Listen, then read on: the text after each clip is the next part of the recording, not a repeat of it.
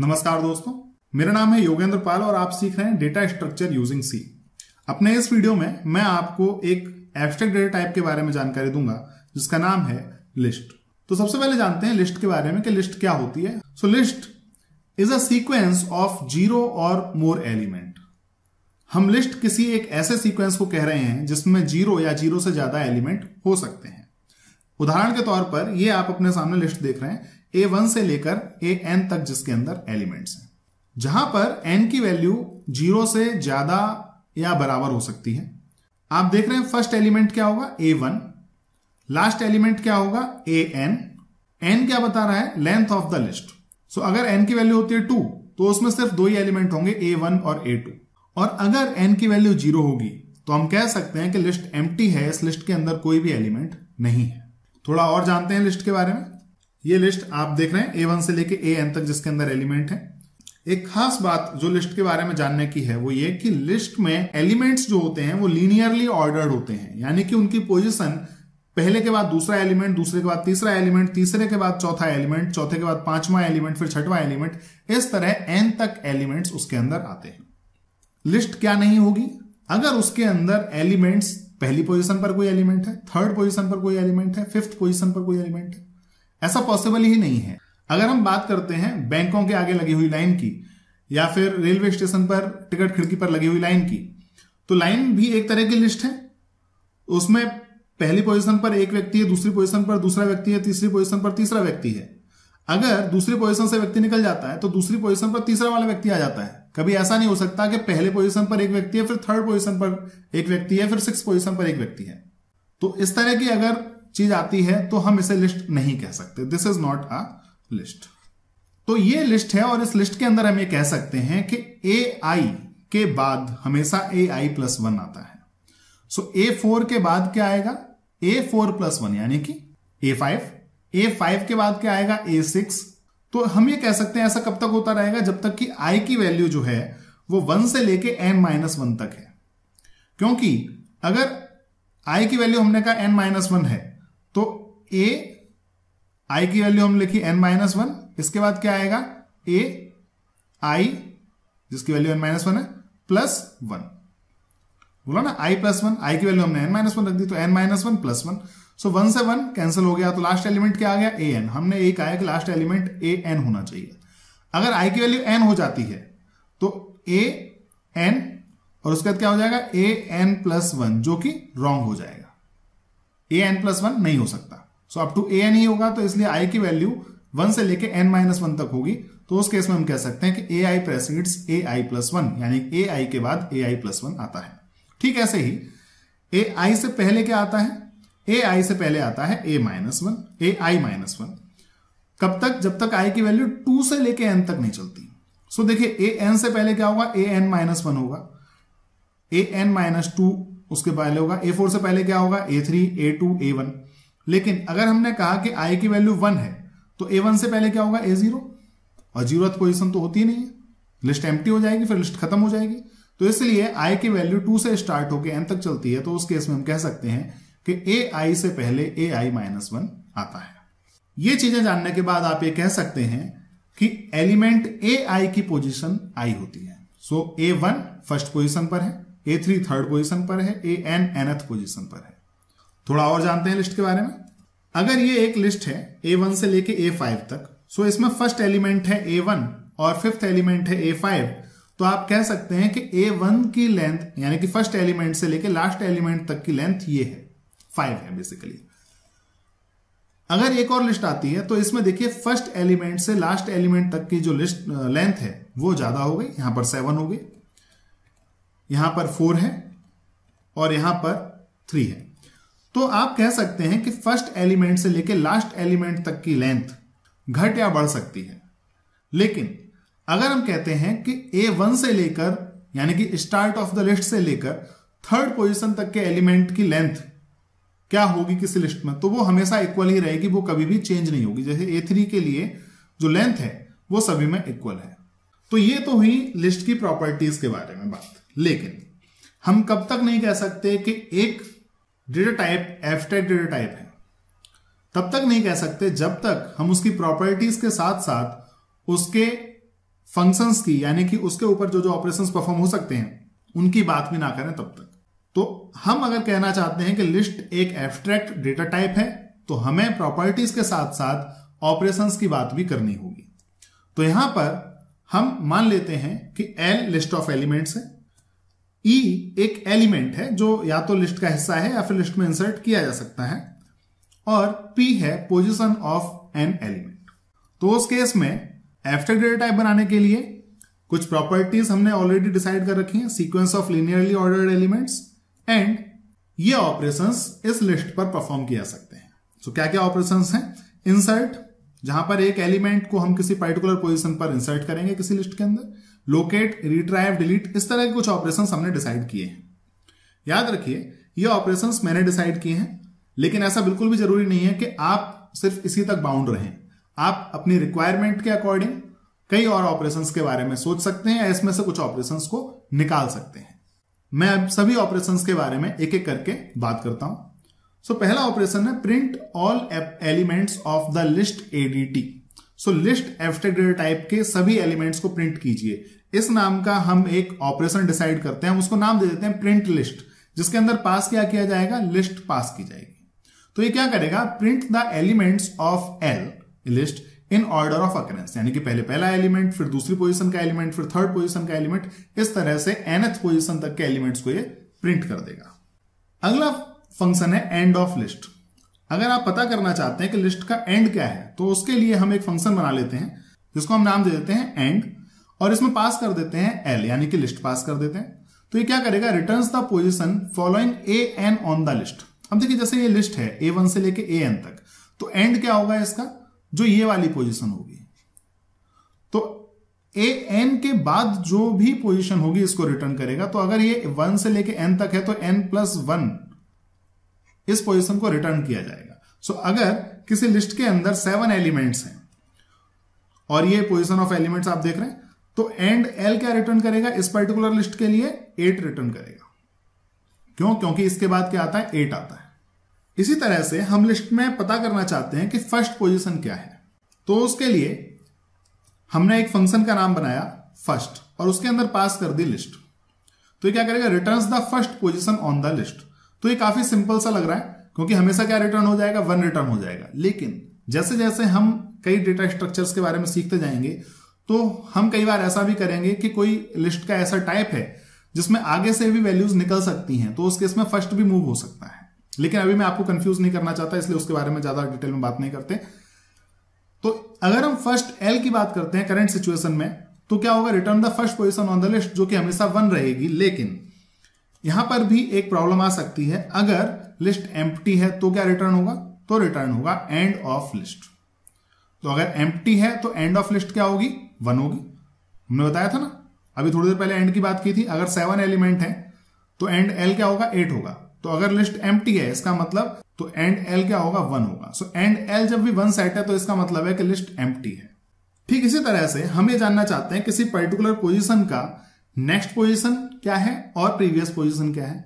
तो उस केस में हमने 2 फंक्शंस बनाए हैं। एक नेक्स्ट नाम से फंक्शन बनाया है जिसमें हमने P यानी कि पोजीशन दी है और लिस्ट दी है, और हम चाहते हैं कि इस पोजीशन के नेक्स्ट पोजीशन हमें रिटर्न कर दी जाए। तो ये क्या करेगा? Returns the position following the position P on the list.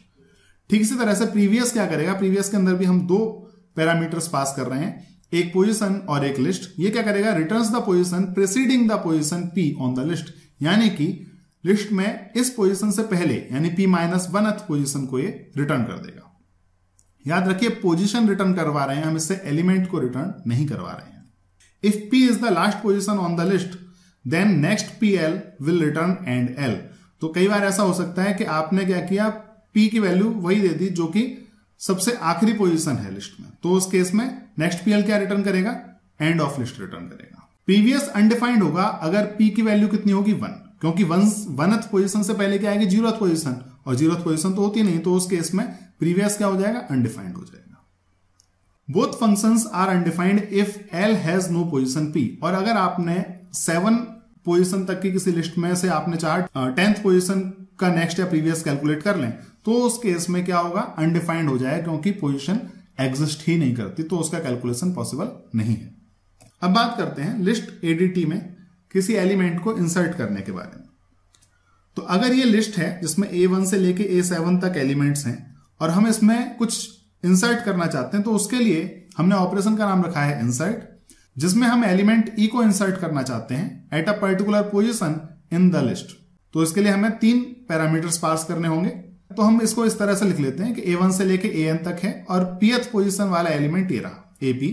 तो अगर हम इस पोजीशन पर किसी एलिमेंट को इंसर्ट करना चाहते हैं तो हमें क्या करना होगा, हमको यहां से लेके यहां तक के जितने भी एलिमेंट्स हैं उनको एक स्टेप आगे करना होगा।